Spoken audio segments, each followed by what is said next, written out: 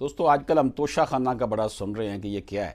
کسی بھی حکومتی عہدیدار کو جو تحائف ملتے ہیں وہ توشہ خانہ میں جمع کروانے لازمی ہوتے ہیں، کیونکہ وہ ریاست کو مل رہے ہوتے ہیں، اس شخص کو نہیں مل رہے ہوتے، اس پرائم منسٹر کو، اس منسٹر کو، اس پریزیڈنٹ کو نہیں مل رہے. توشہ خانہ میں کسٹم کے لوگ اور تھرڈ پارٹی اس تحفے کی قیمت کا اندازہ لگا لیتے ہیں.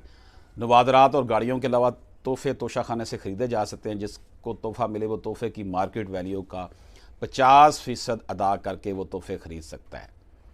پی ٹی آئی حکومت سے پہلے یہ 25% تھا، تاہم اقتدار سنبھالنے کے بعد پاکستان تحریک انصاف نے اس کو 50% کر دیا تھا. یعنی پہلے یہ تھا کہ 25% دے کے آپ خرید سکتے تھے، لیکن اس حکومت نے یہ کیا تھا کہ 50% کر دیا کہ 50% اس کی جو رقم بنتی ہے ویلیو وہ دے.